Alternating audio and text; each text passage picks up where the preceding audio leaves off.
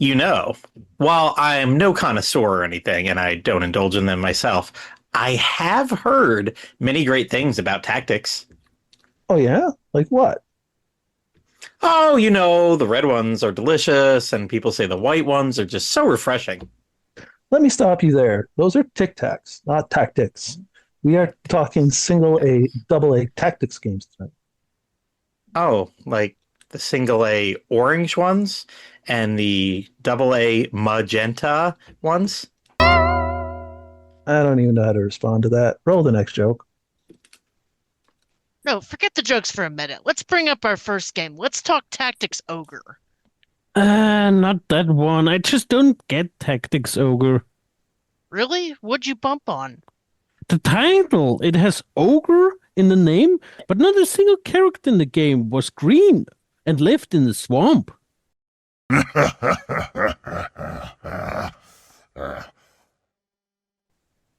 Have you guys played Sovereign Tea? It's a tactical RPG where you play as tea flavors fighting against coffee. Finally, a game that sounds like it represents my actual morning routine. What, commanding an army of Earl Grey to overthrow an espresso empire? No, spending 45 minutes staring blankly at a screen trying to make one simple decision before I'm fully awake. How proper. Ha ha ha ha. Rondo of Swords completely threw me off. Instead of stopping next to an enemy to attack, you literally run through them to deal damage. Yeah, it rewards aggressive movement. It's called Rondo of Swords, not Rondo of trucking my opponents. Sun Tzu said to truck your enemies to ensure their defeat. It's military strategy.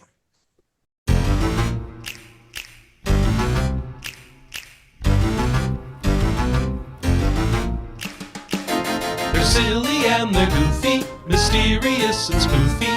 Camco makes them loopy, the Backtrack family.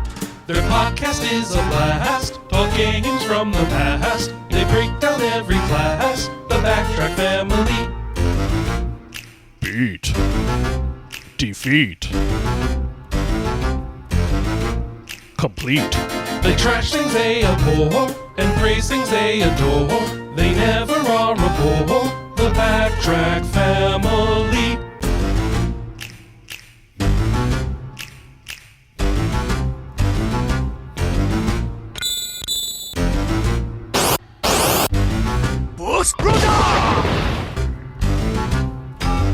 Snake! Snake!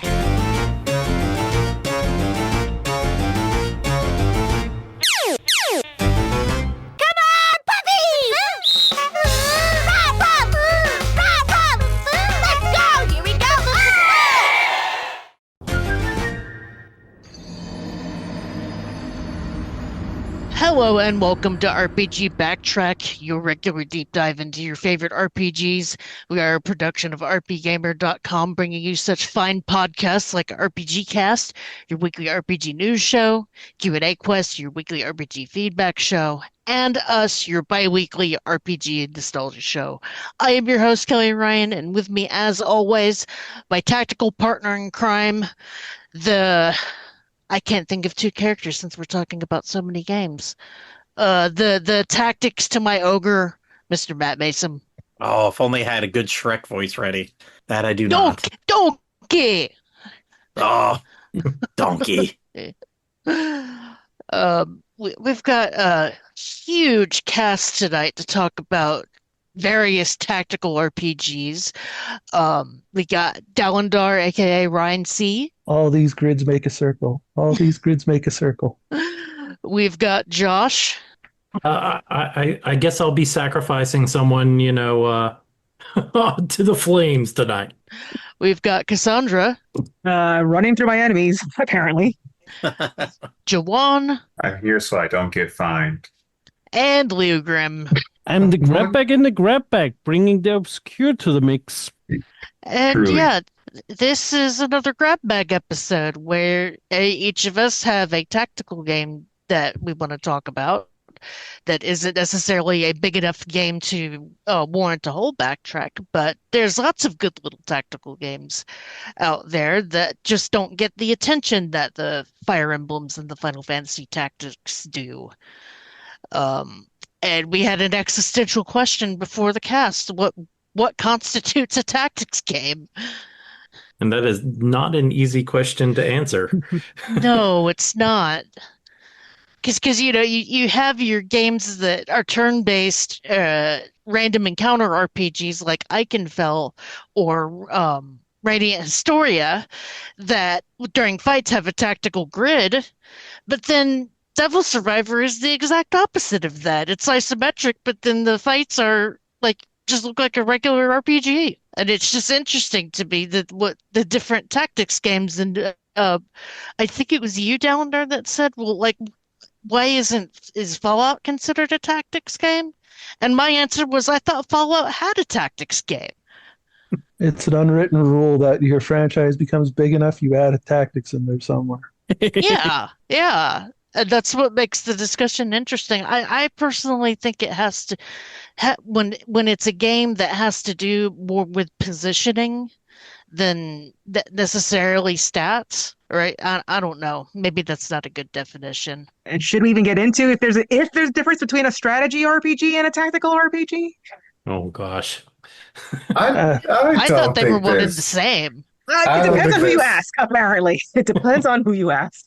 The only I use reason them I even interchange- call it I use them interchangeably myself. the only reason I even call them tactical RPGs is the first few times I did a review for the site, I called them strategy. Like, no, they're tactical. Like, okay, they're tactical RPGs then.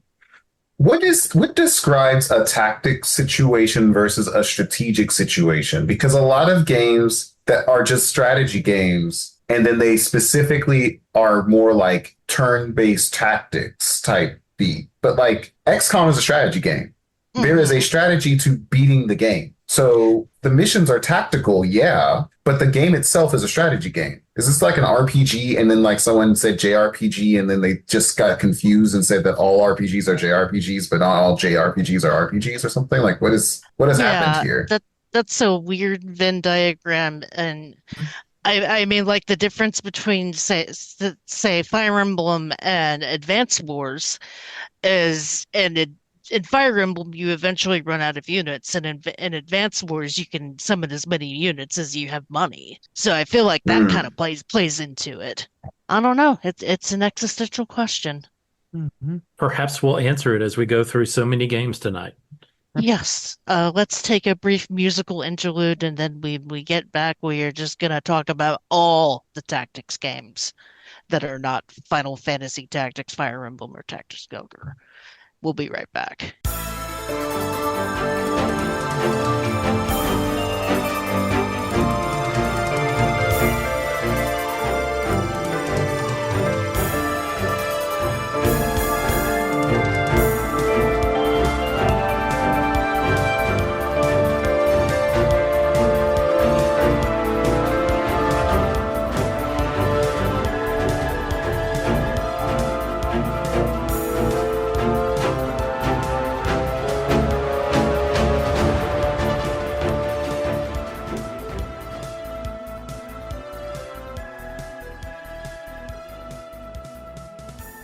And welcome back to RPG Backtrack, where we are getting into our tactical grab bag episode. And since Jahwon has a bunch of games he wants to talk about, we'll just start with him. Hey, well, thank you very much. So this is Jahwon. You know, I'm really good with the tactics games, I think, sometimes. I have a few games I wanted to talk about. So one I'm not too into yet. I'm still learning. And then the other ones I finished or I'm done with them. You'll figure out which ones they are as I speak about them. So the first game I want to talk about is Rogue Waters. I think I talked about this game before. I picked it up kind of like on a whim at the last, was it last year, 2025 Christmas sale or somewhere around that time, like the autumn sale.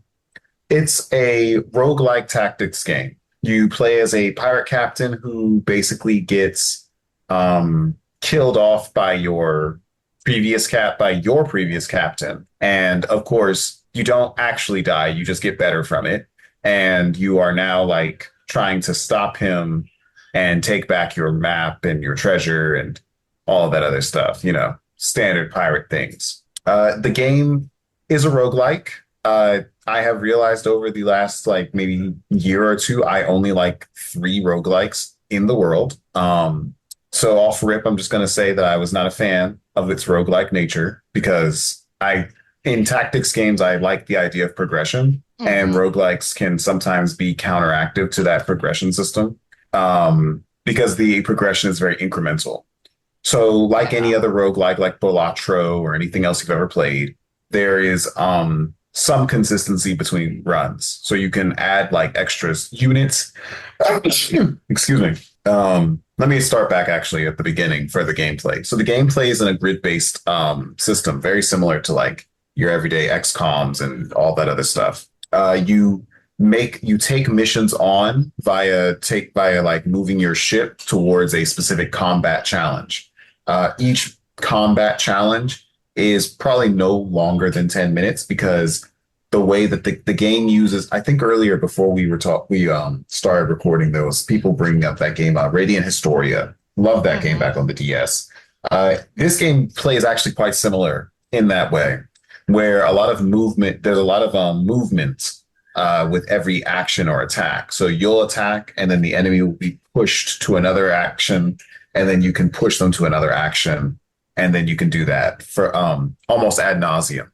The game is just kind of like whatever. It doesn't really, there's a ship combat type system beforehand. If you've ever played if anyone's played Pillars of Eternity 2, and you play the ship combat, you will also know that that was hot garbage. Well, I will tell you that nothing has changed in like the 7 or 8 years since Pillars of Eternity 2 came out in terms of ship combat and strategy RPGs.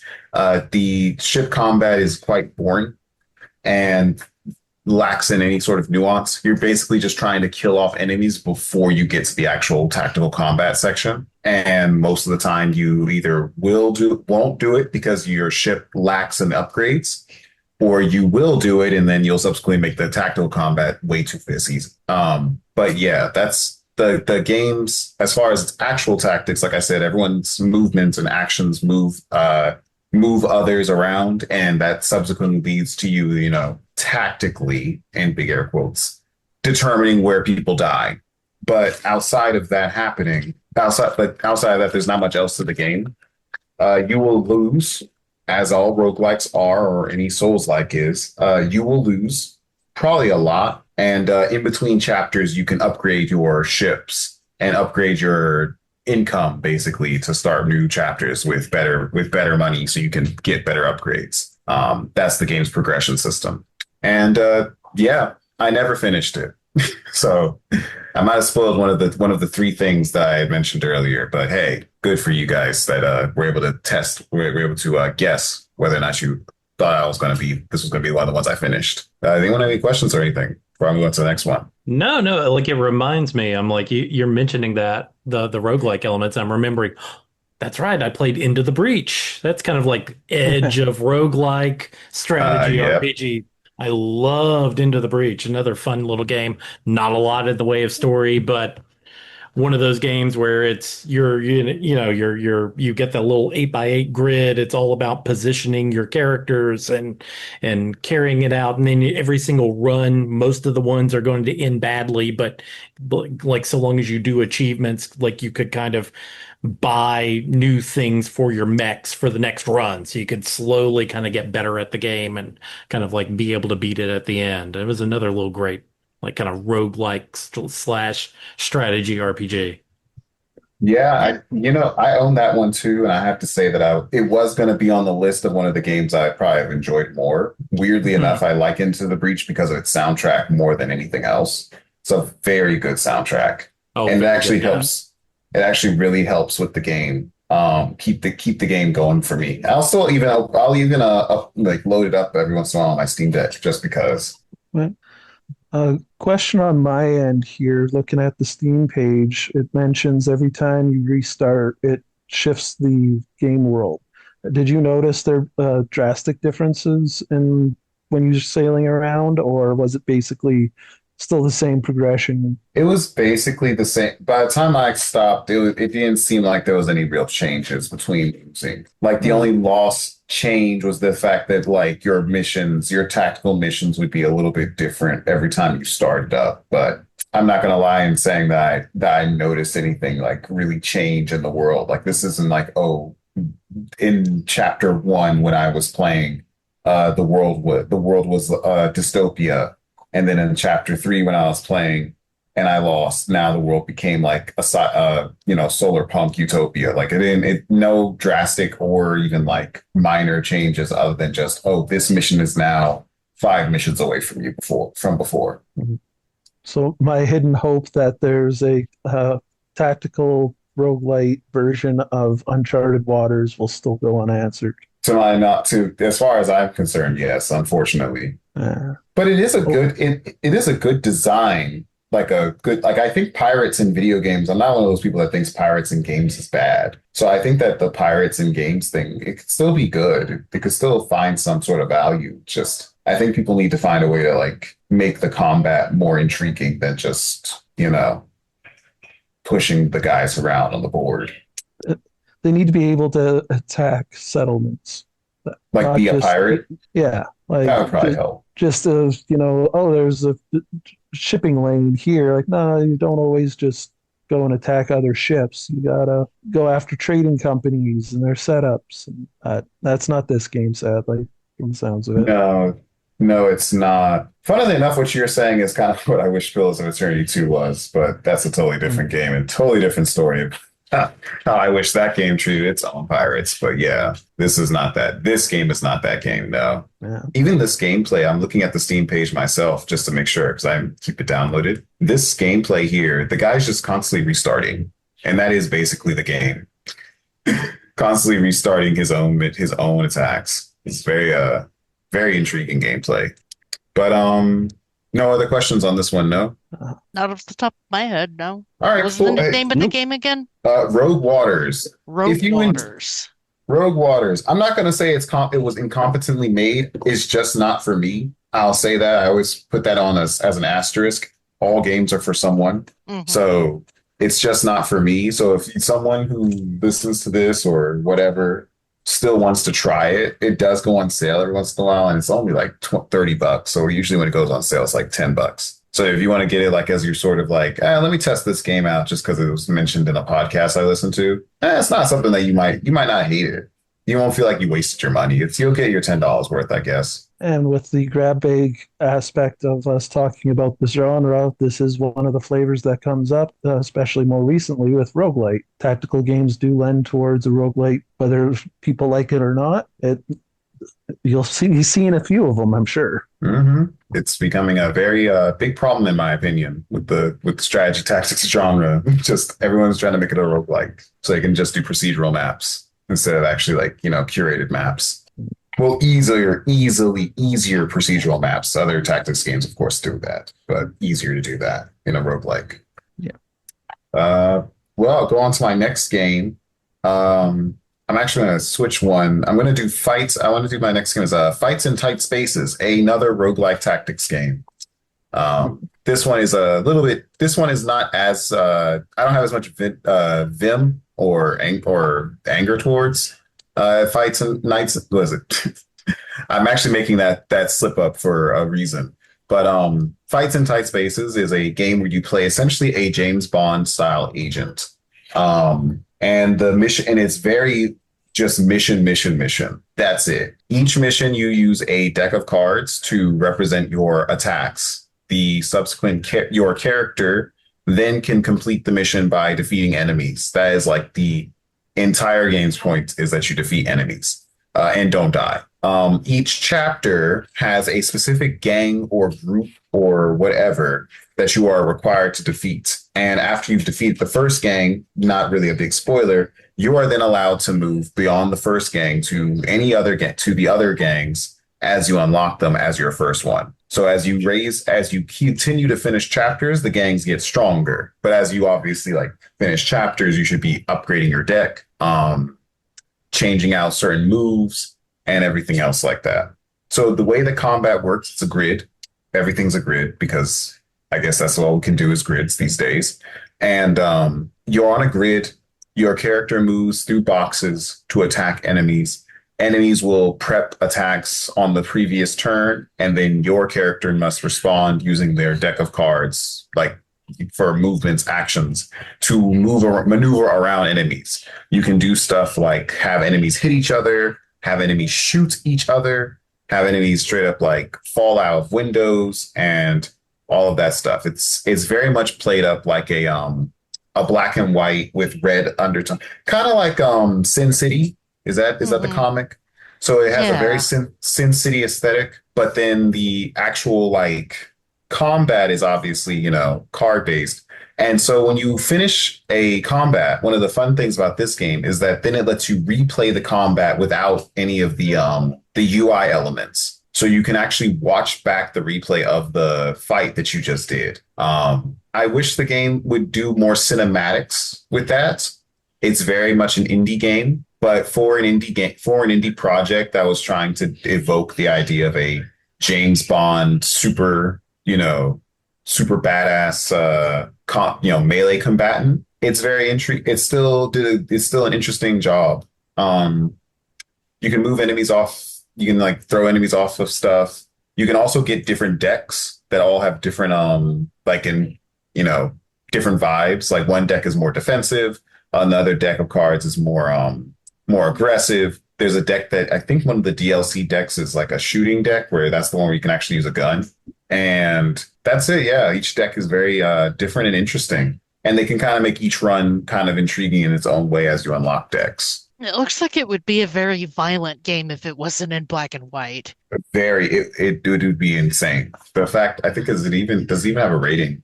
It probably is rated M, but it probably would be a lot worse if it was not. Where is the rating on the Steam page? I can never find it. A lot of Steam games aren't actually rated anymore. Well, it didn't ask for my age when I signed or when I looked at it, so yeah, it must be all right. But no, the art style is very interesting. It reminds me of an inverted version of those old Apple commercials, or the old iPod commercials. Of course, I think the dev also made a new game like last year, I think. They sure did, and that's where I was making that slip up from. They made their spiritual sequel game, Knights in Tight Spaces, which is the same game essentially, from what I've understood. I never bought it, but they apparently made a sequel game where they basically did it with medieval knights. And I was looking at this Nintendo eShop page. The ESRB rating is M. So okay. Oh, and plot twist, because I'm looking at the dev on Steam, fun fact, they just released their new game in early access, Knights in Two Fights, Two Tight Spaces. Two Fights in Two Tight Spaces. That's the name of their sequel that's now in early access for those of you who maybe would be listening later. But yes, you can even get the sequel now in early access. It came out in June. So do you fight as two characters in the sequel? Because that's what it sounds like. I think they're just they're making a joke, obviously, on the name, but also like there are two agents in the first game. So there's a male and a female agent. It's just that most of the marketing shows the male agent, but the female agent is the same character, literally just a girl. Oh, it does have you do have two characters at the same time, though. I mean, I get the Too Fast, Too Furious joke. It just made me wonder if you fought as two characters because of the name, which is neat. It is, actually. That's very interesting, especially because it's still a deck PvP builder. as well. Online PvP multiplayer for the first time. Okay. Mm-hmm. I don't know how that works, but okay. You know what, devs, if you got it, you got it. Hey, you have two successful games. How many do I have behind me? 0. So who am I to tell you?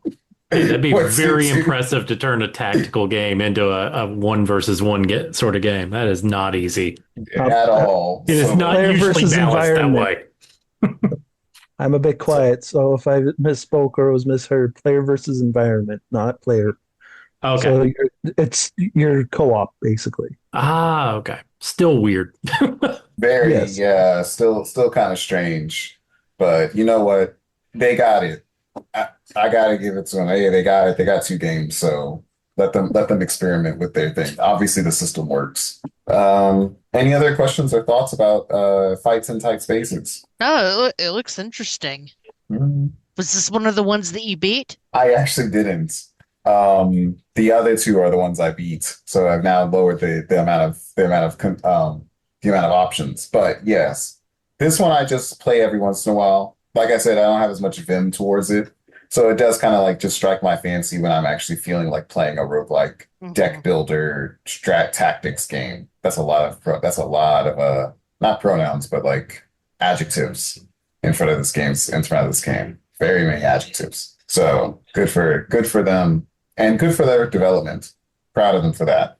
I can go on to the next ones though. Sure. All right, so the last two are a lot shorter in terms of these are two I beat. They are RPGs. So these ones are actually like more RPGs than just tactics games. So Mutant Year Zero and Miasma Chronicles, made by the same developer. Hold on, I wrote their name down and I lost my page in my journal. The Bearded Ladies. All right, so it was from the Bearded Ladies. So their first game was Mutant Year Zero, which is a sort of, from what I've understood when I was doing some research before the podcast, Mutant Year Zero is based on another game of a very similar type, or it's based on a tabletop game, from what I've understood. There's a tabletop game called Mutant, or Biomutant or something similar like that. Not the video game Biomutant, but like something like that. And the Mutant Year Zero is sort of like a prequel to that tabletop game. That's what I've understood is it. If someone could correct me, that'd be cool. But I was trying to understand what exactly the game was or where it came from. But I can say like what it is as a game. So it was very well reviewed, but it's a sort of a stealth tactics game. It doesn't tell you that in the marketing, but the game is very, very, very, very focused on stealth combat. And it's not just because of the difficulty. It is stealth combat because that is actually how you're supposed to take down like 95% of enemies. And that's why I felt like these two games can work together to talk about together, because they play the exact same. So in Mutant Year Zero, you play as these anthropomorphic animals. I don't think of animals in games, don't I? Interesting. Anyway, but you play as these anthropomorphic animals that are these. How do I not spoil it? Because there is a story. Basically, they're going on a journey to deliver this stuff, and when they were delivering the things and scavenging around, they ended up doing a oopsie daisy and unlocking something that they should not have, and subsequently they're human, because there are very few humans left on this planet, as the anthropomorphic animals, and I would just say the generic post-apocalyptic crackheads known as your everyday raiders are the only humans left. And these anthropomorphic animals are some of the last like real adventurers that can go out of the few human villages left to engage with the wasteland. Your characters are a anthropomorphic pig and duck, and you will basically go around and your missions are more or less like story related. You'll complete tactical combat by actually like fighting enemies with special powers. You gain level experience through combat, through killing enemies. The game has a stealth mechanic that I will talk about later that is very integral to the gameplay. And you use that stealth mechanic to basically get ambushes, similar to when you're playing XCOM 2 and the ambush mechanics in that game, where you can get like free shots and kills on enemies to assist yourself with actually making your tactical combat easier. The actual music and stuff like that is pretty good in the game. Gonna give it that. Both games, actually, the music is pretty good. And the settings are quite dreary. There's not a lot of sunshine. There's not a lot of hope. I mean, there's hope maybe in the stories, but like as far as the worlds are definitely both games super post-apocalyptic.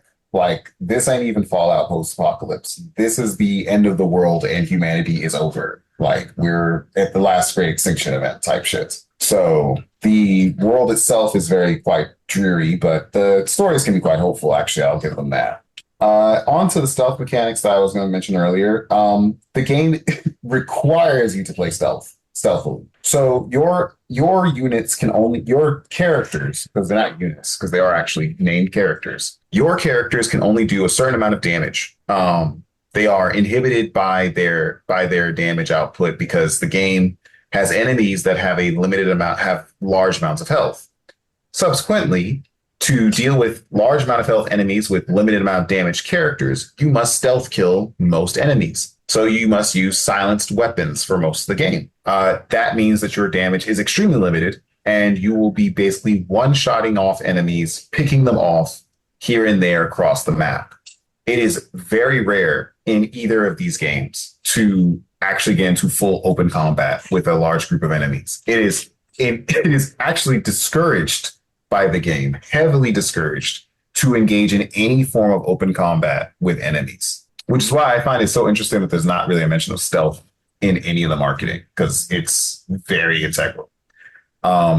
Your opponents are much stronger than you, and you, even with your special abilities, they are only there to even the playing field. In Mutant Year Zero, the mutations that your characters can exhibit, like the duck can fly, the boar can run at people, the girl can change her skin to be more hardened. There's a fox that can actually, like, basically, if I remember right, he can turn around and like destroy robots. He has like some sort of electric powers. Or she, oh no, it's a girl. She has some sort of electric powers. And as such, the characters use those abilities to basically like stun robots or to stun other people and then kill them. Like, you can do that very easily. And that's all you do for most combat. So by the time you actually kill the last 3 guys, like, you've killed off like 10 of their friends just by stealth killing them. That is in Mutant Year Zero. In Miasma Chronicles, the story, real quick, very short, is just about this boy who has this special gauntlet that is subsequently like able to take out this special sci-fi dust or whatever that's around that basically chokes out people. He can kind of remove it. He was an orphan of questionable origin who was taken by this lady who then had her taken from him, and he goes on a journey to find her and or to figure out what happened with her. Over the course of the journey, he learns more about himself. This is very story, the hero's journey. He turns around, learns more about himself. He has a robot sidekick buddy that is his best friend or whatever from childhood. It's like his brother. I think they even call themselves brother in the game. And you kind of meet another group of weirdos that also assist you with your journey, who are, like other characters that are kind of mutated or half mutated. I will say that Miasma Chronicles, while being more cyberpunkish in its aesthetics and having a larger human presence, so it allows you to actually like see what humanity is like in this universe, is less creative than Mutant Year Zero, in my opinion. I think they were definitely trying, because this is their own, from what I've understood, this is their own IP, like the Bearded Ladies. So they were making this world up itself. Whereas I believe Mutant Year Zero was made up on a pre-existing concept. But the enemies in this game are anthropomorphic frogs that are like, oh, wow, very strange. These like very aggressive anthropomorphic frogs who are like tribal, almost like orcs from D&D, but they're frogs. So that's like your initial enemy, at least. And then, of course, you start dealing with robot enemies because there's a colony of robots, which I'll give is interesting, but it kind of like happens so quick that the robot colony is very much a flash in the pan moment. I was like, this is the most intriguing thing they had in terms of design, and then they just kind of got rid of it. Similarly, like I said to the previous game, you spend a lot of the game stealthing around, one-shotting enemies or one-turning enemies. And after like 20 hours for each game, both games are about 20 hours long. By the time you get to like hour, say 10, if you've played through it and you want to finish it, you'll probably know where in the story, because around hour 10, if you're actually playing the games, you'll probably get like 50% of the way through. So if you want to finish it at that point, it's up to you. But the game up to that point, about hour 10, will not change much. If you've been stealth killing enemies the entire time up to there, do not look for your time to go loud and like fight 20 guys. 3v20. This is not XCOM. Your guys will die. There is a cover shoot. There are cover mechanics in both these games. And the cover does assist you in dodging attacks, but it doesn't stop them from getting you. And armor is very, very rare. And your health is very low. So That's kind of both. That's kind of both games. As far as like their main things I would want to talk to. There's not much after there's some changes to your party roster based on the story, and you can sometimes like change your party just on a fly if everyone's together because it is a sort of adventuring party. At some point, it is kind of like a D&D adventuring party, but every combat you can only use three characters, so your squad never gets actually larger than three people. Some characters are better than others, just objectively, like their powers are just objectively better than others. I don't know what you would do with some of them. Some of them allow, I guess, a bit of creativity, but because the games play like stealth games, even the creativity is finite. Because like at the end of the day, if you try to do this one thing and it fails and you've now alerted 20 enemies, because the enemies will alert each other very quickly, you're just going to have to reload. So you're not actually going to be able to like make mistakes that will turn into fun emergent gameplay. Like in most tactics games, that's kind of like one of the premier things. Wow, they put a real spoiler in this trailer here. But a lot of tactics games thrive off of the emergent gameplay of your units or your characters doing something special in a moment. You know, like that 19% shot in XCOM that you thought was going to miss, but you did anyway because Hail Mary, and otherwise half your squad's going to die to that muton. And then bam, not only did it hit, it crit, killing the muton and saving the squad. And that's like the fun stories of, you know, playing XCOM games. Like that's what makes it intriguing. But in games like this, sometimes when you are just one tapping enemies off in stealth missions and basically for stealth, it doesn't really give you the ability to enjoy that sort of emergent gameplay moment where it's like, oh yeah, I was about to lose like my entire squad, but then I threw out that one turret and then this turret said, "Not today, Satan." And it just killed everybody. You're like, whoa. Didn't see him turning around and becoming the next, you know, hero of XCOM. Got to give him a medal. But Oh, I love stuff like that. but that just doesn't happen, unfortunately, in these two games. And that's kind of the case for all four games I've spoken about, that emergent gameplay doesn't really happen that much. Fights in tight spaces, this also doesn't happen. Rogue Waters, this definitely does not happen. But I think that like when it comes to tactics games, and because I just want to say as a final thing about tactics games, what I love about them is that gameplay style. That's sort of like the storytelling that can be made out of the tactical gameplay itself. And I think that if the games don't allow that type of storytelling in the tactics game, like that's kind of like removing like almost half the point. It's like playing a walking simulator, but you just stand still.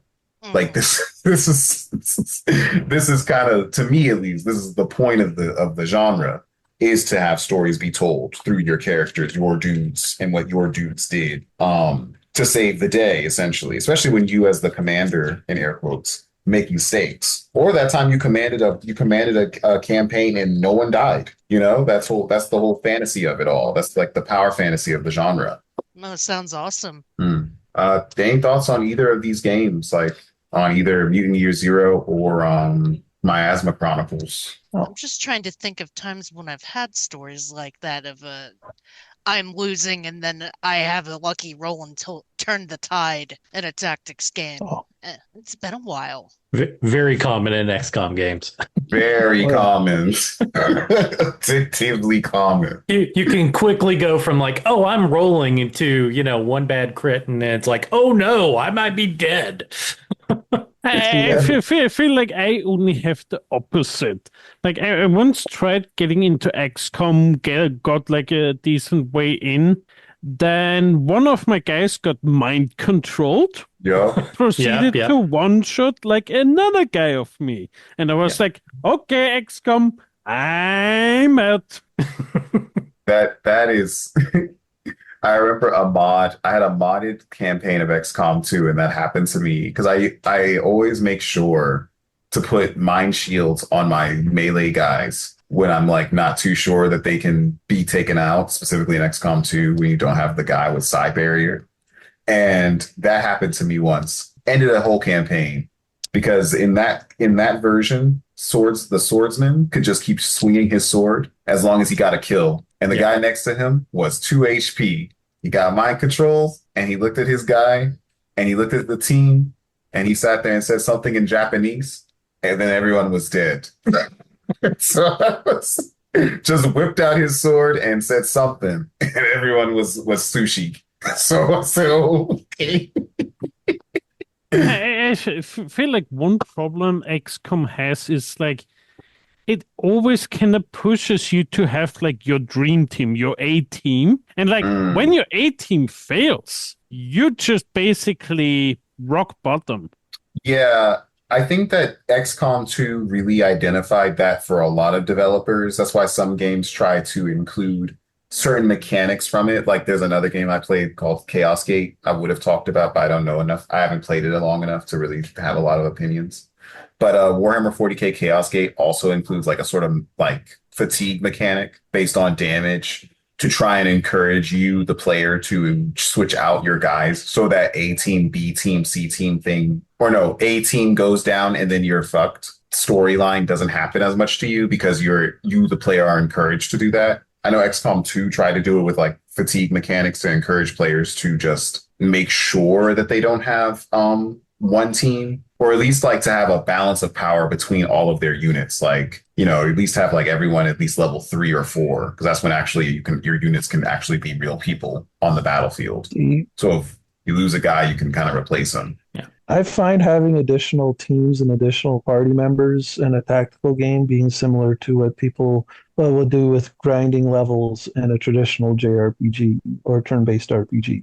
Because in a tactical game, you don't want to have just one person for situations like this. So you end up, okay, I'm not going to move to the next area where things can be tougher. I'm just going to make sure I have 2 or 3 teams ready. So if that one person falls, I'm ready to replace him. Yeah. Yeah, if you think one problem XCOM also has, like, you can only be in one spot at the same time. Like, you have the whole planet, sure, but your team, your organization can only always have focus on one spot and one mission. And it's like, yeah, if you only have one mission, you only need one team for it. It's like you can never like, oh yeah, we're dropping the B team off at that location, and if something evil comes along, they handle it.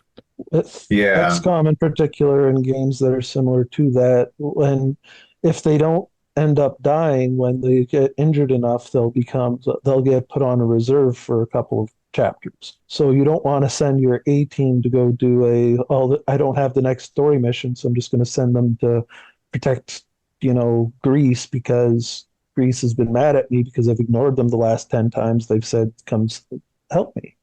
So you send your B team to go protect Greece because they're not going to find anything new to fight anyway, and your A team can still be, because you don't want to risk one of your best players or either dying from a lucky roll or getting injured and not being able to be used when the next big event occurs. But that's how that type of sentiment still relates to Mutant Year Zero and those games is, in a way, the stealth aspect makes it very, you're darned if you do, darned if you don't.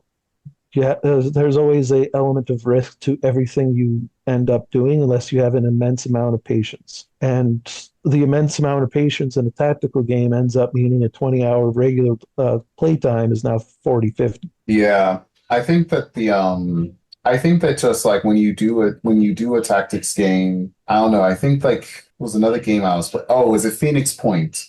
Another tactics game I played that was not, but Phoenix Point was actually not bad. It was very competently made. I think plenty people probably know about that one from its Kickstarter, and the fact that the guy who made it, wasn't it Julian Galop that made that game? It was Julian Galop, yeah. Yeah, he definitely had a bit of a chip on his shoulder after New XCOM came out. It's kind of sad because they named the Galop Chamber after him. So they didn't even sit there and say that he wasn't a part of the series, but he had a real big issue with New XCOM. But anyway, in Phoenix Point, they kind of force you to have like multiple teams as well. Like you do have multiple missions that can go on at the same time, and you can send multiple teams to those missions to deal with them at different times. You will always be the commander of multiple of their team during their actual tactical engagements, but the team can be sent there to do multiple things. There can be teams sent to do different things at different locations as you know, develop your party or your group. And I think in Enemy Unknown they tried to do that with the infiltration stuff. But it was like one character that would do infiltrations. So it really didn't go off well. So was that all the games you wanted to talk about, Jahwon? Yeah, for me that's pretty much it. I mean, I could go on forever. I have so many, but I think those are the four I could go over that with any sort of time, like logical time usage. Alrighty. Who else do we have that has multiple games? I think Ryan. I had a few that I was going to go over all together that bounce throughout different points of how tactical games can really be expansive. So the first one I can bring up is Brigadine, which coincidentally happens to have its third game now coming out on the next week here. But I mean, with all of these minor grab bag games, don't you wish all of them would turn into franchises at some point?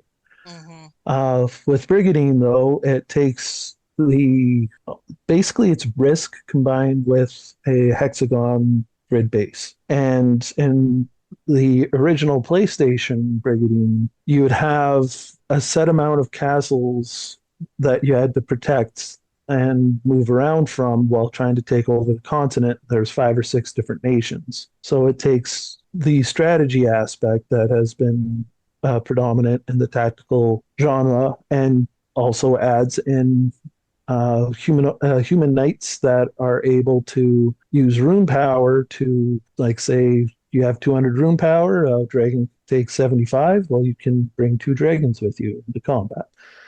And just the cheesy 3D action or cutscenes that would come from it are very much a product of its time, and very much also a game that either people are going to remember as a guilty pleasure fondly forever or just immediately bounce off of. I could probably play the game, any of that one or the new one here, just anytime. You say you want to play Brigadine, I'll say sure, and I'd play it anytime. And just the amount of tactics between how each of the enemies work, how each of the monsters work, the amusing jankiness from when you face off against an enemy group, and they just move as far forward as they possibly can. So what you end up doing is just create a long wall with your strongest units up front and wait until eventually they move their healer to the front row. They're like, oh, you're right in front of me. How would I just collapse the wall around you and defeat you easily? So you sometimes have to, the difficulty comes from what you make of it. This is a game that's just more fun to play than you're not getting a real challenge out of it. It's still something that I recommend to a lot of people to try out because there's a lot of micromanaging in the same type of way you'd expect of an XCOM.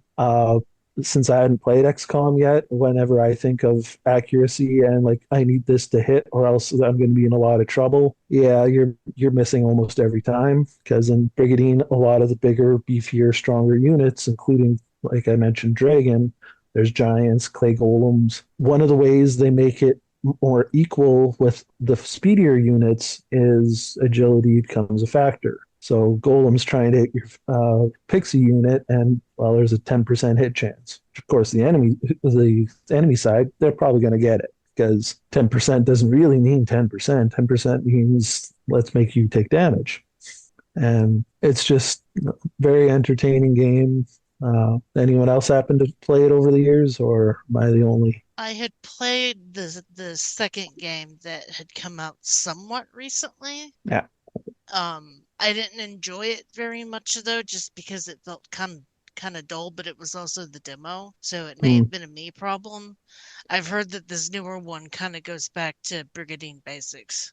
Yes, I would definitely say that. I played the second one as well, and it was Brigadine in name only, it felt like. So Yeah, that's what I heard. hopefully the new one gives a bit more of gets a bigger audience.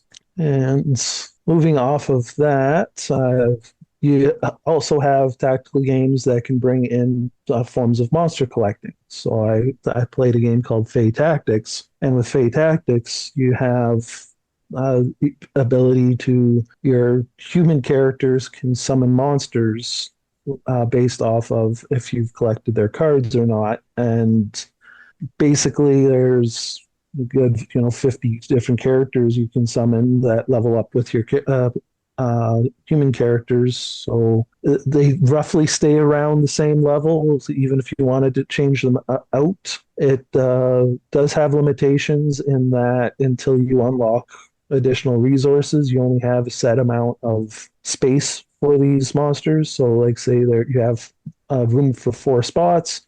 Some of the bigger and stronger ones might take up 3 of them. So you can't just summon everything major and strong at the same time. And you're on a tactical grid, of course, and the story, like we would expect from everything tactical, has a lot of political intrigue in it, and there's some entertaining and funny moments that come up as well. And it's just another flavor and feather in the cap of tactical games where you can add in monster collecting into it. You have Risk, you have roguelite, so it's a very versatile genre that, as long as you don't mind sitting back and thinking, it definitely gives you a lot to work with. Which leads me into the third game I was going to briefly mention here, called Redemption Reapers. So with Redemption Reapers, the entire game, humanity's being hounded by this otherworldly threat, and you never really win when you fight. You mostly just are beating a tactical retreat almost. And that sensation of having so little resources, you're not able to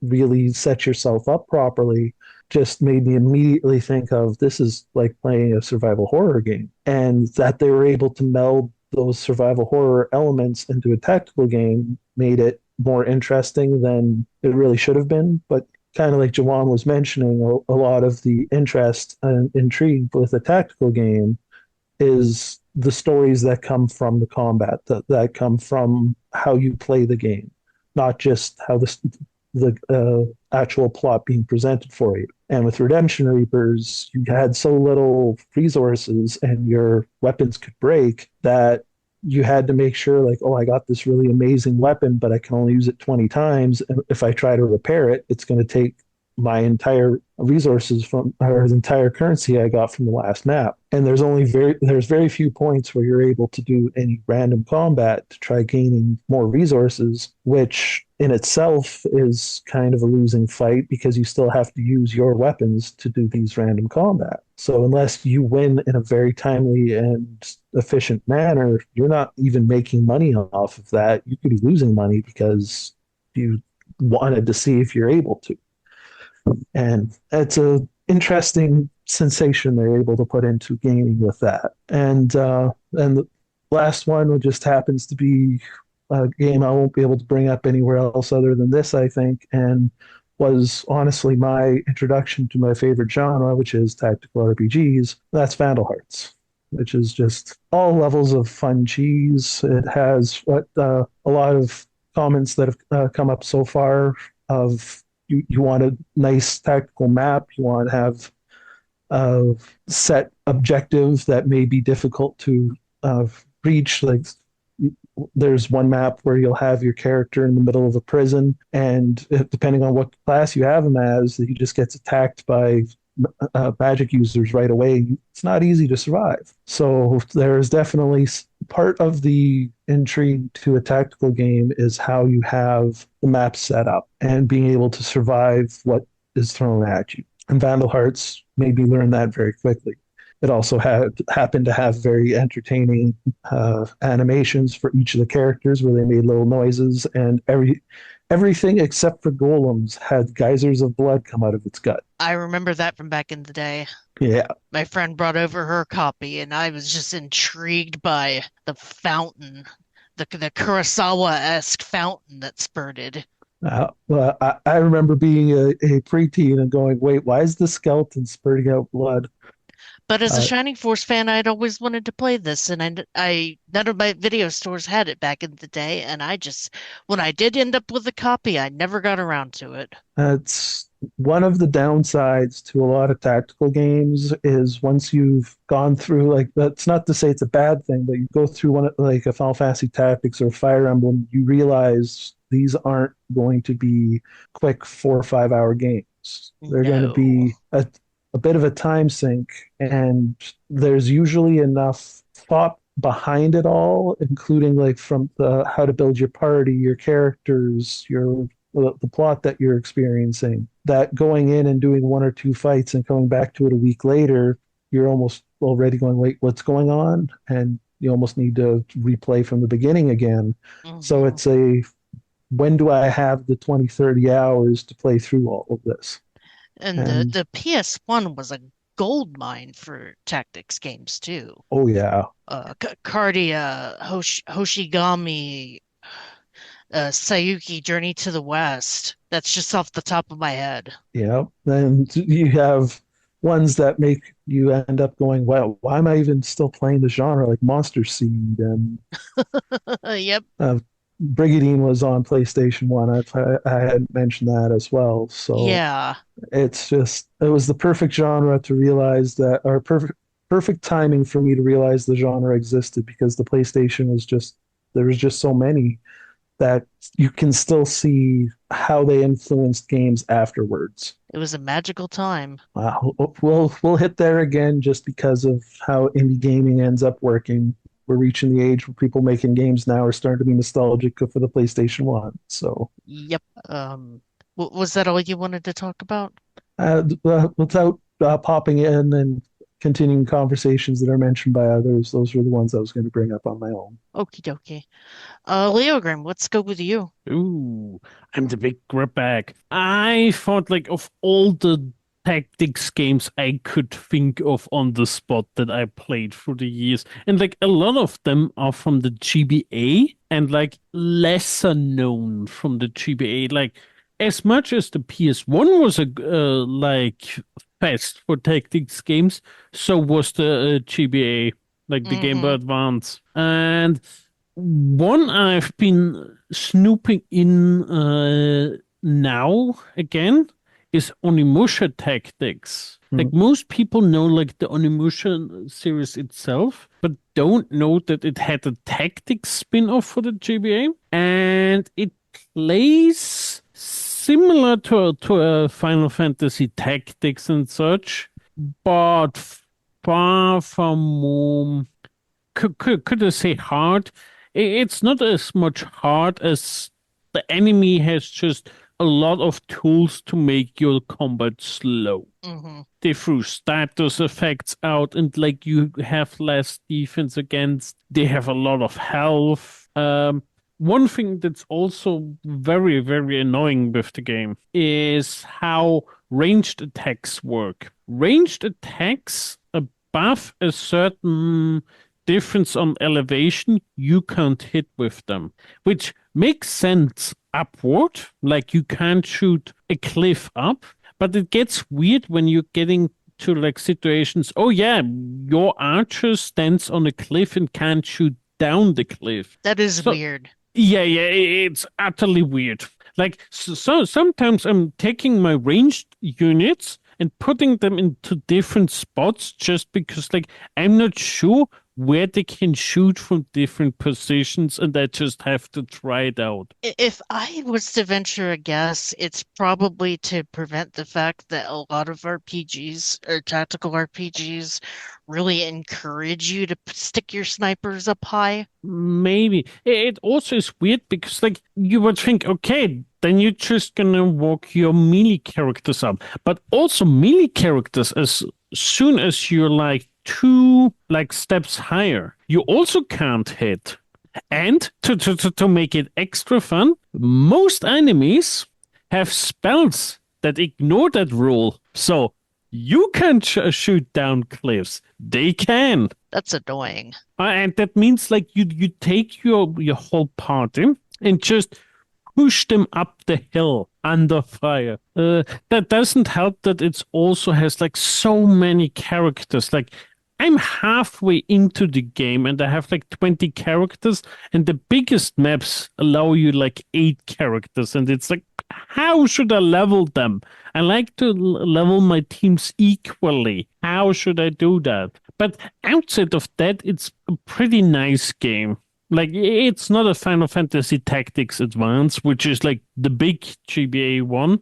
But like, it's a nice B rank. Oh yeah, I don't have Final Fantasy Tactics Advance, or like I played it so much. I want something new. What else does the GBA have? Yu Yu Hakusho Tournament Tactics. That one I finished, I think, last year on stream. It's a tie-in to the Yu Yu Hakusho anime. Mm-hmm. And goes through like the plot of the Dark Tournament. It's not overly deep, but it plays pretty well. Like it's the slimmed down Final Fantasy Tactics, Onimusha Tactics, and such. Where like it functions in the same way, but like you have far less tools, far less leveling to think over. Like leveling in Yu Yu Hakusho works basically every level up you get like a point and you put them into one of 4 stats. And it's basically designed that like, oh yeah, when you reach maximum level, all stats are maxed for the character. And that's interesting that an anime tie-in is technically a tactics game, because I imagine most of us tend to avoid tie-in games unless we're really big fans of said show. I would agree with that. That part of the conversation unearthed the Bleach Third Souls, I think it was called, on the DS. I'm like, right, that existed. Yeah, I mean, Tactical RPG. Tie-in games, from my experience, are always like you're in for something rough until you find like the one diamond in the rough where you're like, this is actually good. Yeah. But yeah, Yu Yu Hakusho is fine. It's just like, if you haven't played like the better games on the platform, it's like, why do you bother with this one especially? Mm-hmm. And then it goes to like the GBA titles that I either struggle with or that I find like are mechanically broken. The ones I struggle with is Rebel Star Tactical Command. It's basically, what if XCOM was a GBA game with named characters and all, like the classic tactics, like you have named characters, you level up and such, but also was incredibly hard.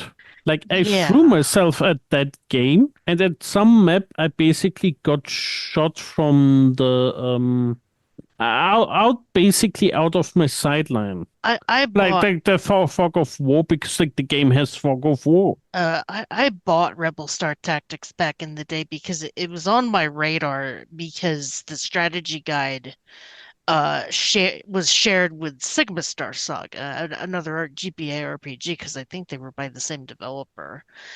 And I had no idea about XCOM or what kind of tactics game XCOM was back in the day. I thought that I was just getting a sci-fi Final Fantasy Tactics. So I tried to get into that game, and it was like, oh God, this is too hard for me to wrap my head around, and ended up trading it in for something else. I mean, totally understandable. It's just like for me personally, it's like one of these games that like is so hard, so annoying to deal with, that like I want to beat it into the ground at some point. Mm-hmm. Like it made it personal. The other one I had problems with, and I streamed that one, was Yggdra Union, which is one of the Sting games. And being a Sting game always means like it's mechanically interesting, but also like way too complex, confusing and stuff. Oh, we'll Like- talk about At another Sting game later, Oh, I just as love a that about tease. it. Yeah, I love that the Yggdrasil Union, though. It's one of my favorite GBA games, and I love that battle system personally. It's been many years since I played it, so I definitely forgot a lot of the particulars, but I loved it.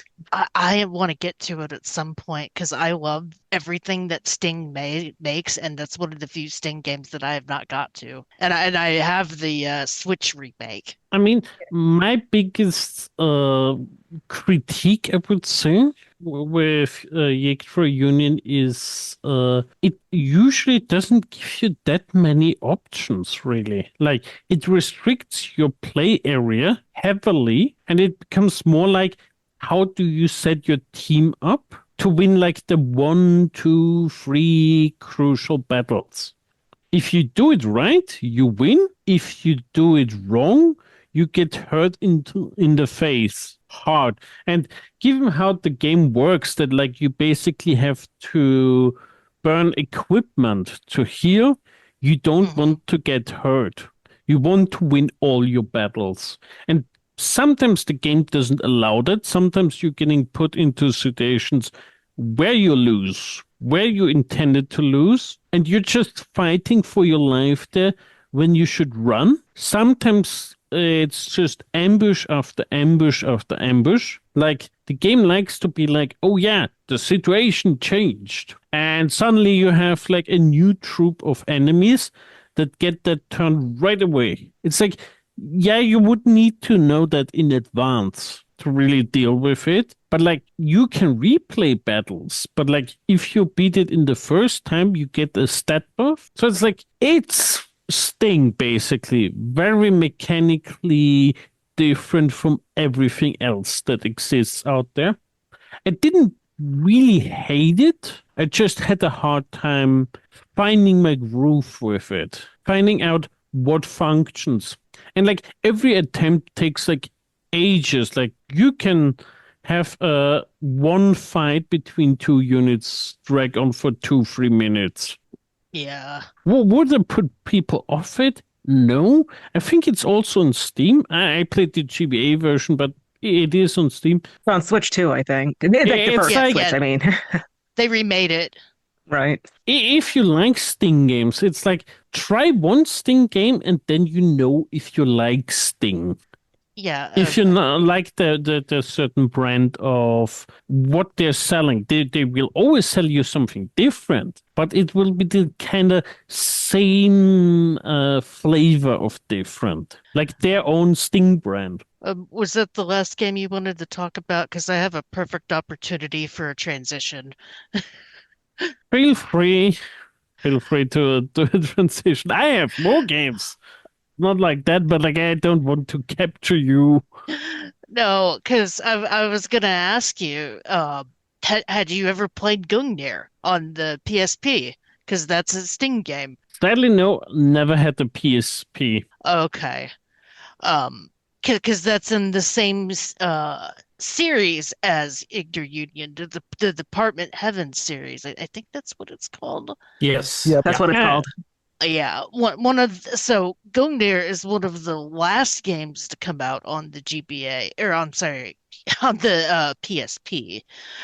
Funnily enough, they ported all the Sting games there too that were on the GBA, which was nice. But Gungnir is an isometric tactics game, kind of like Final Fantasy Tactics.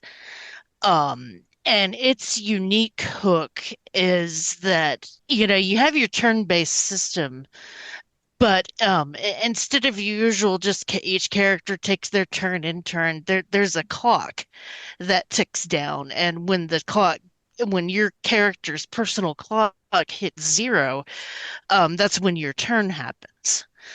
As you're playing the game, you can build up tactical points and spend tactical points to stop that clock anytime you want to basically get a turn jump on the enemies. And that mechanic alone makes that game so much fun to play, because being able, saving up a whole bunch of tactics points, and if you're in a bind, being able to hit that clock and have a ranged character or a healer take a turn when they normally wouldn't be able to take a turn is it was just one of those systems that it's like this is one of the best tactics games I've ever played in my whole life. Beautiful art style. Just you guys know Sting, just the beautiful hand drawn art.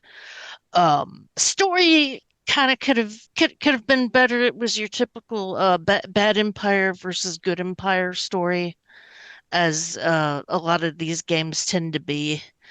But it was all right. You don't really have a lot of opportunity in that game, unfortunately, to do a lot of grinding or exploration, and that was kind of a bummer.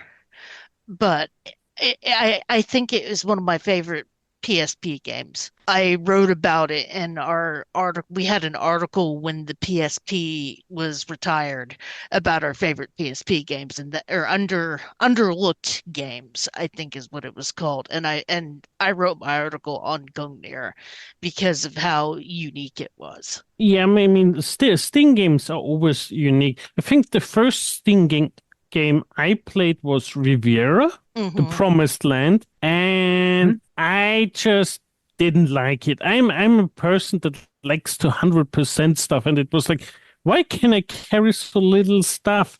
Why do you give me so many paths to pick from? I have decision paralysis. No.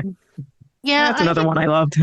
I didn't get very far in Riviera either. Not because I thought it was bad, was because I think that was when I was buying every RPG I could get my hands on, and I ended up with a shinier object and just put it down and never picked it back up. Now, Nights in the Nightmare was another one that I picked up and played, and I consider it a tactics game because positioning is a huge factor, but it's a kind of a shoot 'em up too, because you're guiding this wisp uh, away from bullets and trying to absorb good bullets to charge up your attacks. I originally wasn't going to bring up Knights in the Nightmare, but then I realized I didn't have as much to talk about with Gungnir as I thought I did. Hey, Um, that's the secret way into turning this into a Sting episode. yeah, yeah. Because Sting makes really good games. I could really go obscure and or sort of weird and bring up the Hyperdimension tactics game that was made by Sting, but I never finished that for a good reason. Actually, not even because it was really bad. It was because I was dealing with some stuff at the time and just could not bring myself to play it. But Knights in the Nightmare was a very interesting battle system that Mhm. if they brought back Igor Union, I would love for them to bring back Knights in the Nightmare. Would be interesting for sure. I mean, I finished that game, but man, I don't remember except for how crazy it was. Yeah, just ending up with all of these units and trying to figure out where to put them on the map where they would just have the absolute maximum coverage because I you couldn't move them. They just had a range that they could hit in. Right. Yeah, that Um, sounds familiar. and They use the whips to like animate them and use their attacks. and just it was a very unique battle system, and I'm sad that they never went back to that well. But I would be happy if they went back to the Gungnir well, because I've never played a tactics battle system like that before. And I mean, you not just using your tactics points to stop the clock, but also using them to summon like huge Norse themed monsters that are like screen wipes, but obviously you need to save up a lot of tactics points before you can even think about using one of those attacks. And the combat in that game was just so satisfying. And the fact that the healer character has an AoE heal attack from the very start. Just beautiful game. Um, it made me sad recently when because at some point I had bought all of the Sting games on the not the eShop, the PSN store for my Vita. and I went to go back and download them to my Vita so that I could at least check out Gungnir again just to refresh my memory. And turns out Gungnir was never on the PSN store. It was UMD only. Well, darn. Yeah. So I recommend that game, but you will probably need to sail the high seas to find a copy of it. But PSP emulation is beyond excellent now these days, and until Sting does a port or a remake, I highly recommend that. If you've played Final Fantasy Tactics way too much and want to try out something that's just complete that takes that kind of system and adds a unique twist to it, um, I cannot praise Gungnir enough. But the PSP certainly was a wonderful little system for tactics games because I know there was a Dungeons and Dragons one, there was the War of the Lions port, there was the Tactics Ogre remake, which that was the first way I was able to experience that game, and another little French Revolution game. Yeah, that was Uh, level. Oh, was the French Revolution one Banner of the Maids? Or is there like another one? There's no, another one. Jeanne d'Arc. Oh, Okay, not necessarily French Revolution because didn't Joan of Arc's story take place way before that? Yeah, 100 years Okay. war, Kelly. Yeah. Gotcha. I got my history. I knew where you were confused. going. Yeah, trying to make a clever transition there. Got my history confused, but you knew what I meant. Yes. So yeah, Jeanne d'Arc, that was one of my favorite games. It came out, what, it's about the time the PSP 2000 came out. So a couple Hmm. years into its life cycle. It was a level 5 game. So same makers of Ni no Kuni, Dark Cloud, all those games, which Dragon Quest, it was Dragon Quest 8 they made, Yeah, I Matt. believe so. Yeah. But this game was probably more, straightforward in terms of the battle system. It is just like a much more straightforward tactical game. There's elements in terms of, height and like you'll have to fight through bogs where you have very little, very constricted movement. But part of like the bigger thing for it was just like they went all out in terms of taking advantage of the ability you had on the PSP to just like still actually do really gorgeous animations, like that Mhm. there were tons of fully animated, fully voice acted cutscenes after every couple of battles, and it just kind of gave that feeling of a much bigger, it very much was like a big console game kind of shrunk down onto the PSP. Um, really liked, like while the combat wasn't like revolutionary, it was a lot of fun. There was a lot of good variety in the missions. A lot of it wasn't just, going and fighting from one side to the other and killing everybody. There would be lots of missions where, some of the dreaded ones where you had to defend someone, lots of ones Oh where maybe man. you had to escape from yeah, where you'd have to escape from you get cornered in a walled city and you'd have to like try and fight your way out and get to a place where you could escape from. But it keeps it like really fresh. The big thing they added in the combat is they some of the characters, including Joan, she has this armlet that gives you the ability to transform. And when you transform, your levels are basically like your all of your abilities are greatly increased. Like your hit points are increased. It actually like will revive, like your hit points. So even if you're down, it just like goes all the way back up. So you could use it as a method of healing. You got a little bit better ability to maneuver. But the thing was, is you could only use it like once per map. Mhm. And it also had this additional little ability for whenever you killed someone, you got to just take another turn.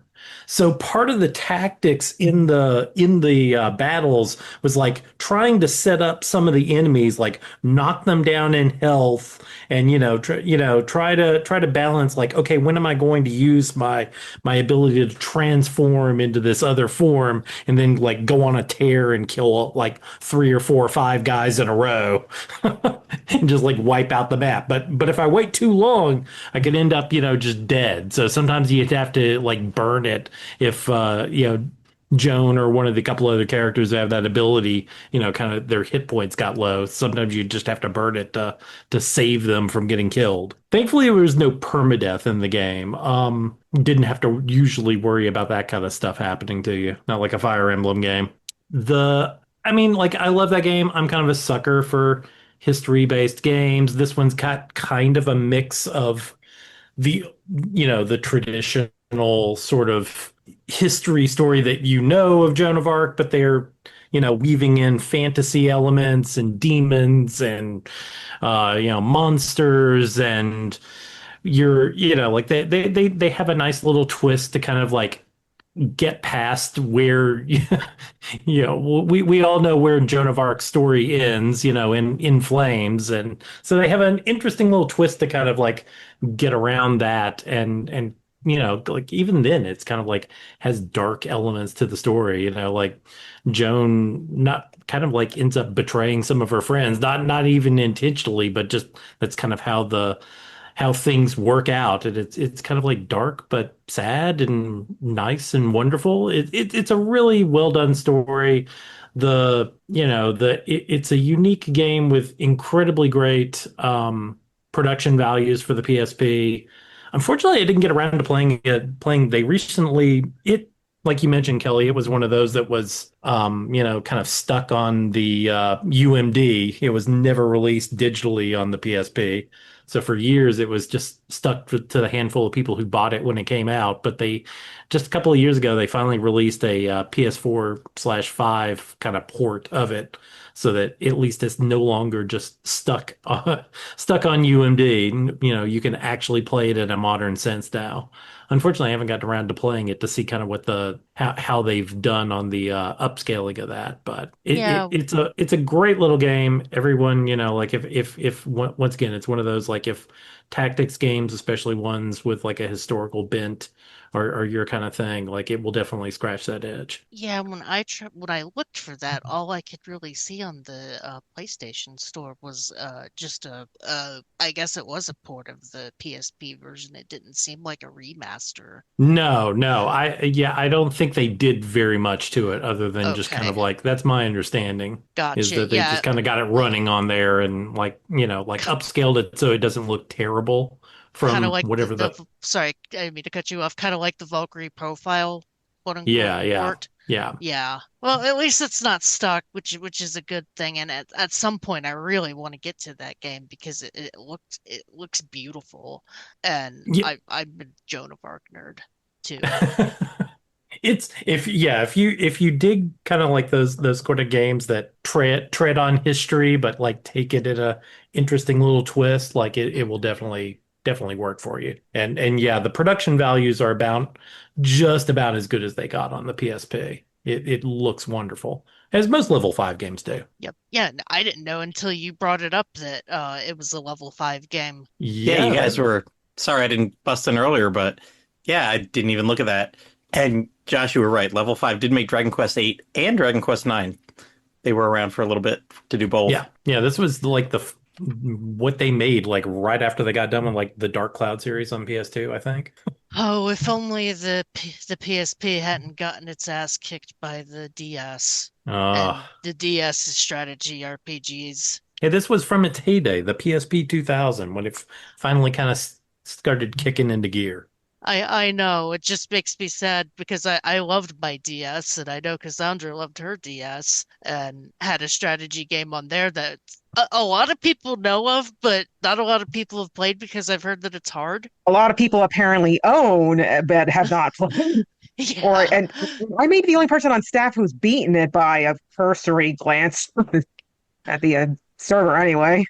So yes, Tell us about Rondo. Tell us about Rondo of Swords. Yes, so it is a DS game released in Japan on 2007 and North America in 2008, developed by Success and published by Atlas. And that's probably why a lot of people own the game but never played it, because this was back when if you didn't buy an Atlas game right away, you were very likely not going to find a copy for cheap. Mm-hmm. But anyway, so Rondo of Swords looks almost like a Fire Emblem clones, anime style characters, tactical strategy RPG, but it certainly does not play like one. This battle system is pretty unique in that instead of like moving a character in front of another unit and attacking them, you have to route a path through an enemy or preferably multiple enemies. And so the character has to move at least one space ahead of them in order to deal damage. This is except for any kind of ranged attack, like archers or mages. They can just attack from wherever they're standing from.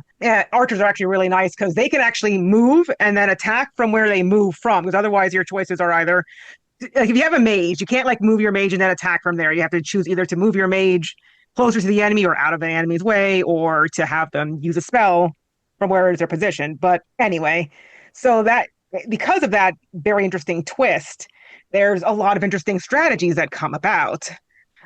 There's one major system. There's this very common skill among opponents called the zone of control, often sort of just ZOC, where if you try to move your units through the character and if you don't have the corresponding skill that can nullify it, they will basically stop you in your tracks. Like you can't go past them. You just kind of bounce off them and you only deal like chip damage to them. Mm-hmm.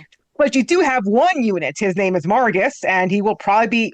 Well, there's a lot of like MVPs in this game, but he's definitely going to be one of them because you're going to want him to like go in front of like a bottleneck path, like a bridge or some other bottleneck where the enemies will try to attack your units behind him, and then they keep bumping into him instead.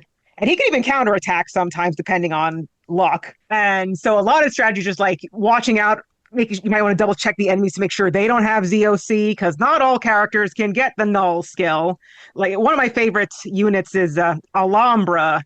She's a character that attacks with claws, and she's sort of a cat girl. I say sort of because she has a tail, but her ears look more like elf ears. Mm-hmm. But anyway, she's surprisingly one of the better units, despite not being able to nullify Zox, because she hits hard, has a very long attack range, and even has skills that can increase her critical chance. Very useful. The best character in this game is probably, this is interesting. There's like 3 guest star characters from games you probably may not have heard of.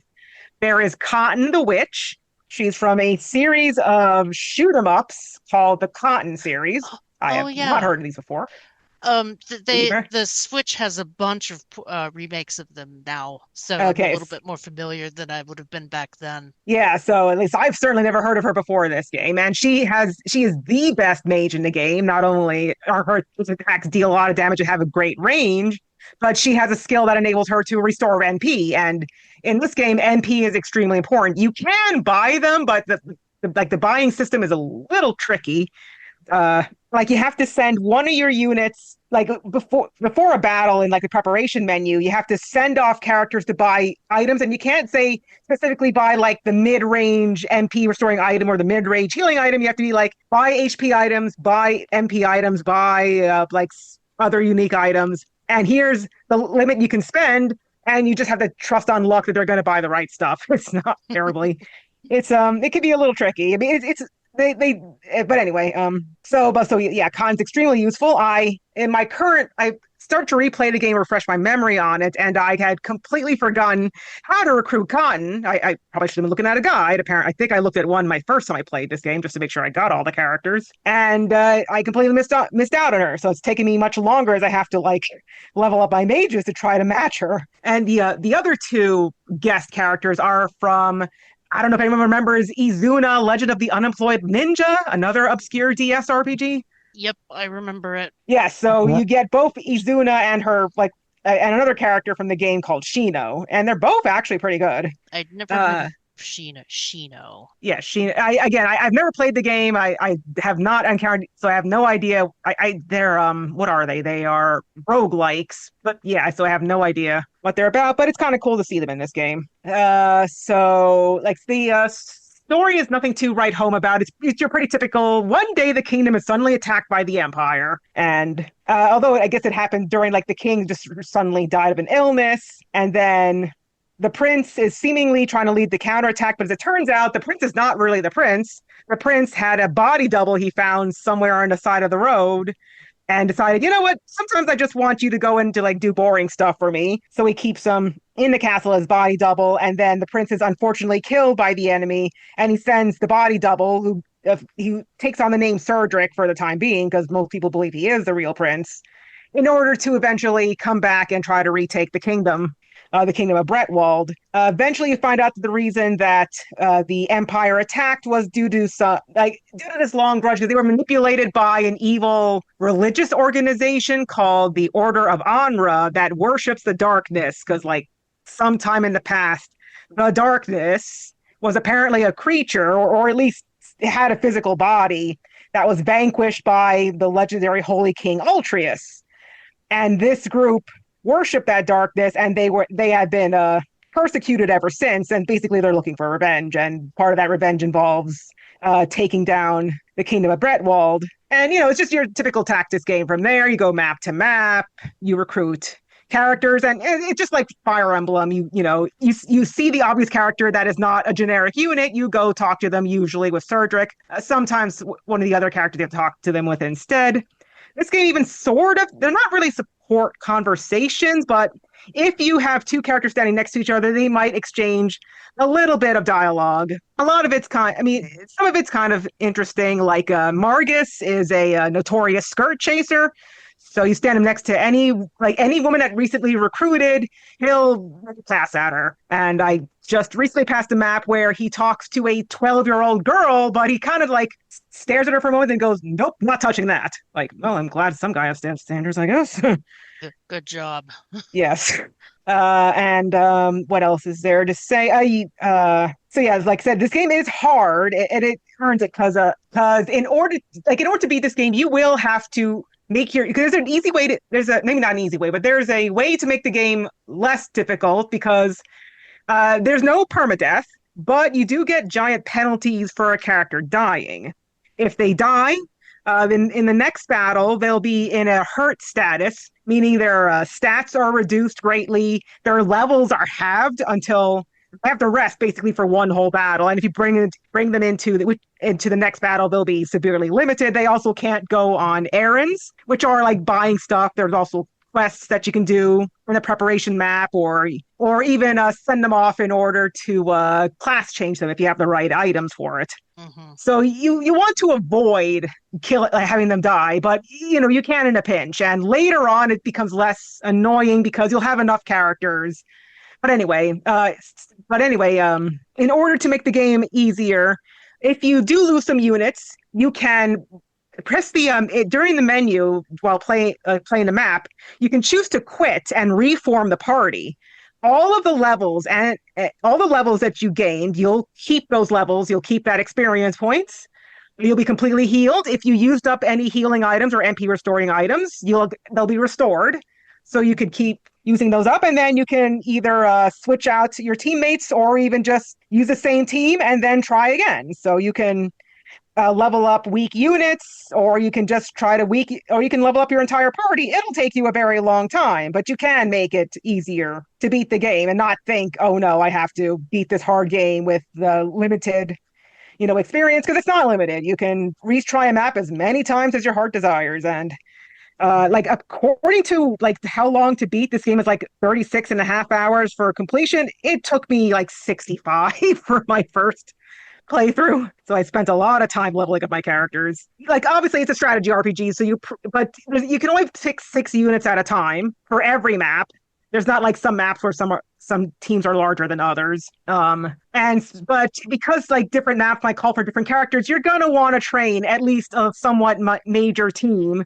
And you can use the other side characters for doing things like errands or quests or buying stuff. And I just want to make a note about the final map. I had to use a ridiculous strategy to win that because the last boss is completely ridiculous. His attacks will one-shot almost anybody, and when he does defeat somebody, he'll gain enough. He'll be able to restore his MP completely. So in order to beat him, I had to use Alhambra to she's a dodge tank. She always dodged his magical attacks. So she was the only one in his range, and she would constantly move about and let him waste his MP on her until he ran out of MP, which takes forever because it's in question marks. So you don't know how long. It is limited. You just don't know how high that number is until I can move my other units to actually beat him. Like, I think that map took me at least 2 hours. Now, what I find hard about a lot of strategy RPGs, particularly the Fire Emblem inspired ones, isn't necessarily mechanics like permadeath. It's the fact that the AI just goes straight for the healer. Does this game do that? Actually, not exactly. So there's this mechanic called the momentum counter, in which the higher this counter determines which characters the enemies are more likely to attack. It doesn't completely guarantee you'll attack them, but more likely. And the higher this number gets, the more likely they are to get attacked. This number increases. Like, they can't attack the healer. If your healer keeps healing characters, that MC counter goes higher, and she might. I think Marie is the only healer in the game. I can't remember if any of them, but anyway. So if your healer has a high MC, she has a high chance of getting targeted. But you can also, there are skills to increase the MC, so you can draw the aggro away from her or from other weaker units, as well as some skills to lower MC too. And low MC can be useful because then you can kind of sneak into the character you can move a character better into position and then hit a bunch of enemies at once with the low MC character. So yes, even healing defeating a lot of enemies will also get that MC counter high. Okay, that makes sense then, because I don't know if Fire Emblem ever had anything that could mitigate some of that. I don't think so. No. Yeah, this game is unique in that way too. Though, sorry, go ahead. I just wanted to add in that this was a favorite game, Rondo of Swords, of our dearly departed former editor-in-chief, Michael Cunningham. So I am glad at least somebody can bring this game up. I'm glad to be that one. Yeah, I've heard you sing its praises over the years, and that's again, awesome. It's a fun game if you can find a copy. I haven't checked prices, so I don't know how expensive it may be, but yeah, it's difficult. It's a bit grindy, but it's a lot of fun. I think I like it more than Shadow Dragon, the actual Fire Emblem game on the DS. Awesome. Were there any other obscure DS RPG tactics games you played, or was that pretty much it? I mean, this was a long time ago. We did a whole episode on the Luminous Arc games. Those are fun. Yeah, that was a long time ago. That was a long time ago, but those were some good titles. Mm-hmm. They were fun. Yeah, I completely forgot about the Luminous Arc series until you brought it up. They're really fun, but kind of went off my radar for a little bit there. I mean, we haven't seen a new game in many years, and then even Stella Glow never became a series, and that was a spiritual successor. Yeah. Okie dokie. So we have one person left. Matt, you said that you played some popular book game. Popular book game? What? Something about a ring. Oh yes. You might have heard of the Lord of the Ring games or Lord of the Ring books, movies, games, whatever. Back in the day, early 2000s, there was basically a Final Fantasy X clone called The Third Age. You followed along with Legally Distinct, not Legolas, not Frodo, not everybody. You were that other fellowship, right? That followed along behind them, trying to catch up to them and do things. And a lot of the same things happened to you. Great Final Fantasy X clone. Really loved that. And then a couple years later, I noticed, I was like, oh, it was on the GBA too? Interesting. I'd play that game again. I wonder how they're going to, I wonder how they went from PS2 to GBA. Sure. Well, I loaded up The Third Age, the Game Boy Advance title, completely different game. 100%. They've got the movie characters' faces in there, in all their GBA glory. And it's a tactics game. It was kind of vertical, keep moving forward, move your characters, have Legolas, have this guy, have that guy. It was quite interesting. I think it is the only full strategy game that I've ever, or tactical game that I've ever played to completion. Don't have a lot of memories about it, but just the fact that it was shared the same name as the PlayStation 2, I was like, oh, of course this will just be that game again. No, completely different game. So if you feel like you need a little tactical Lord of the Rings action, you can check out the Game Boy Advance, The Third Age. GBA, maybe even into PSP DS was about the end of where those licensed properties you'd get the weird, like totally different portable version of, and they just give it the same name, and you're like, Same name. this is not the same thing. Yeah. It also took place smack dab in the middle of the era where everything seemed to get a tactical spin-off on a handheld. We were talking DS ones and Valkyrie Profile. I'm like, oh yeah, that one existed. Oh, I forgot about that one. That's the only time I've ever thrown my DS in anger. Because that final boss was horrible and cheating. So did I hear that correctly? You can actually play as the named characters in the GBA game? I remember, I was looking up a YouTube video earlier today about it, and like I'm pretty sure I saw like the Aragon actor, his face, it's pixelated glory. Maybe it was so bad that, I just thought that was Because that's interesting, but there's also a reason why you shouldn't be able to play as Legolas, because Legolas always wins. Why am I? But It is. Oh, The Third Age. That's right. I typed in the wrong word. The funny thing about Lord of yeah, the they Rings, definitely got the movie characters. maybe they just look so bad on the GBA that the actors can't necessarily sue for likeness rights. Or no It one is remembers definitely. exists. I mean, the funny thing about the GBA and Lord of the Rings is like there's multiple GBA Lord of the Rings games, and every single one of them plays completely different. Like there's, I think, a JRPG one from like the Fellowship, then a hack and slay from Two Towers, and then there's the Third Age, which is tactics. Points for being unique, I guess, from each other. Yeah, throw everything against the wall and maybe we'll sell one of them. Yep. Yeah, and One will be a hit. part of why I think we don't get a lot of movie tie-in games anymore, at least not on big consoles, is because they've just shifted to mobile. They've figured out that they can just throw some mobile slop on the iPhone store, and that's why we don't get that stuff anymore. And it sucks because some licensed games from back in the day were pretty good, like Third Age. I had heard nothing but good things about that one. Oh, that is a fun game. And it is straight up Final Fantasy X. The combat is. Yeah. Yeah. Even has a I spear think that to was. it. Does it? Pretty sure. That's my only memory of it. I don't remember much other than you are not the Fellowship with the capital T, the Fellowship. But you still like all the same story beats. Like you fight the Balrog, he's back. Maybe he's for that- significantly weakened, which is why normal dudes can... Maybe we can actually beat him this time. Yeah. That would make sense, though. Oh, if you look at the our Zoom chat, those are not legally distinct graphics. They had the rights, whereas the Lost Age did not, or the Third Age PS2 did not, Maybe or it was chose less... not to. Maybe there was a choice. Yeah, maybe it was less expensive on the GBA.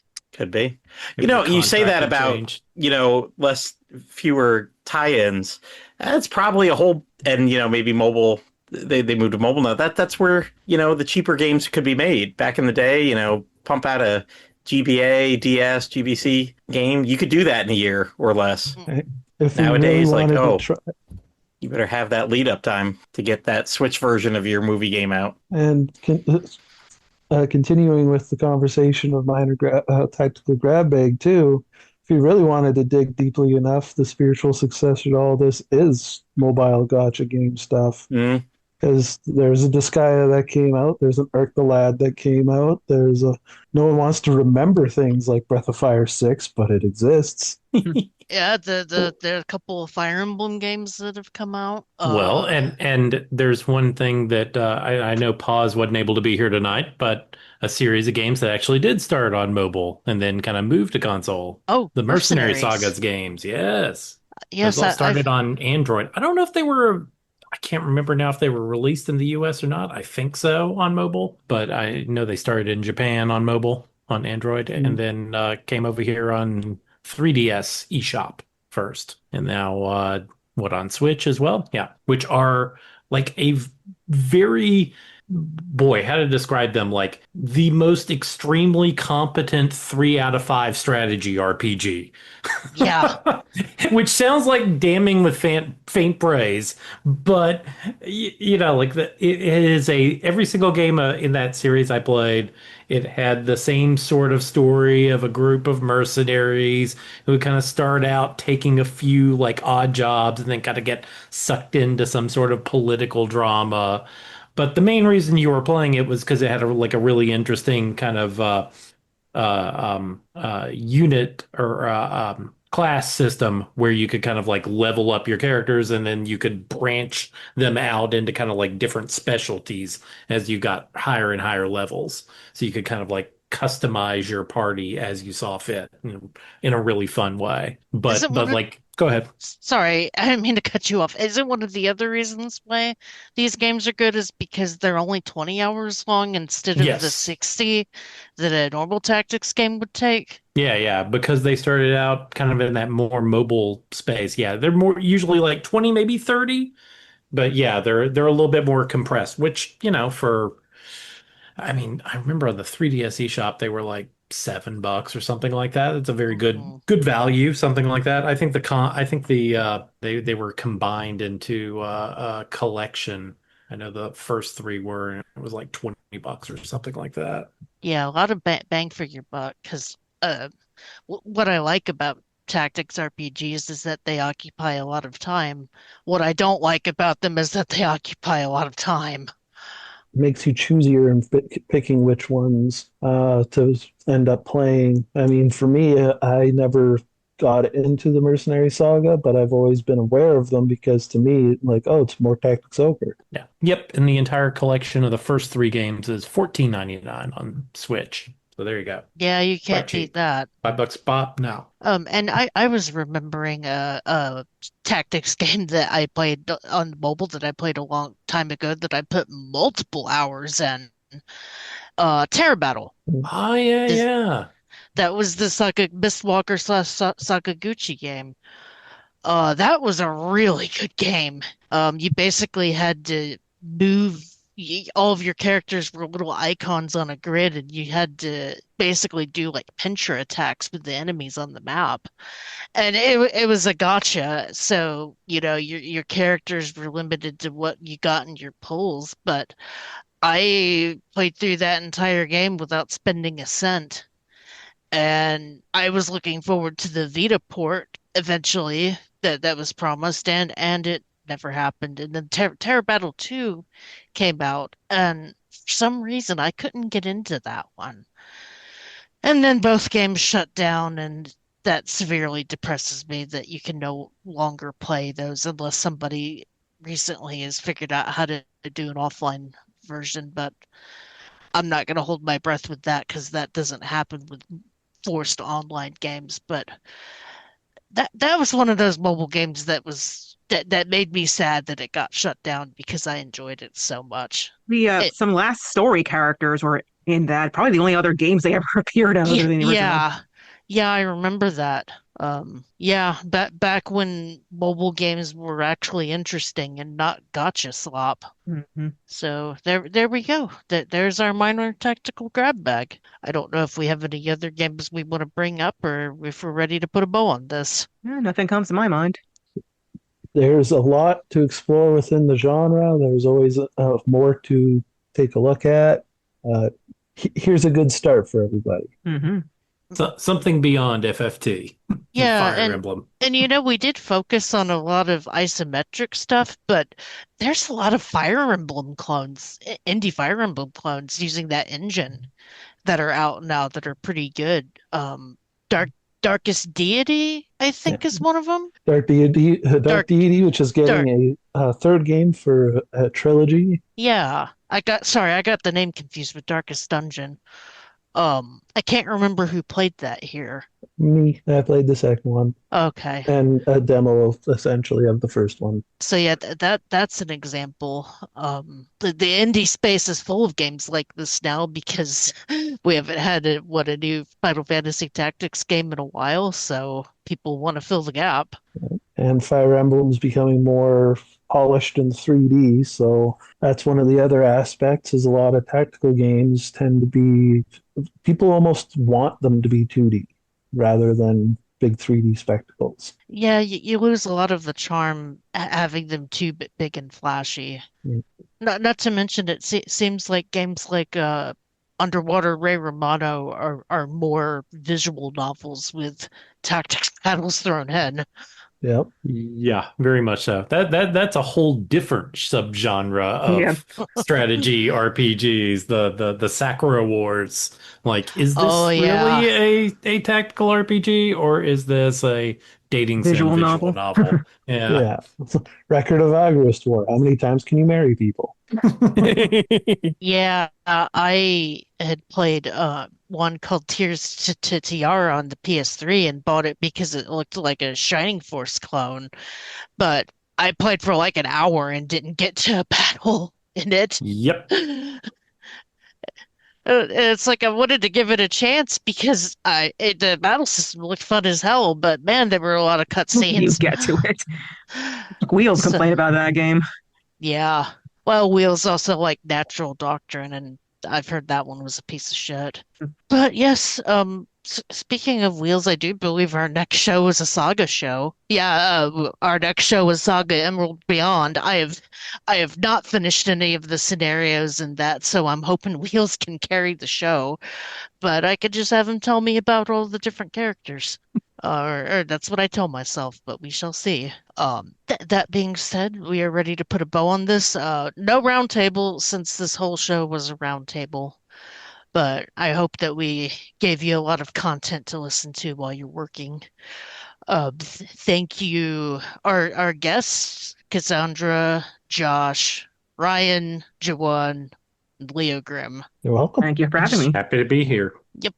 And thank you, Matt, who I could not do this show without. No problem. And thank you, dear listener. Tune in a pair of weeks where we're going to talk about some Saga Emerald Beyond. Have a great rest of your week, and we shall chat at you later. Bye-bye. Yeah. Bye. Bye. Bye.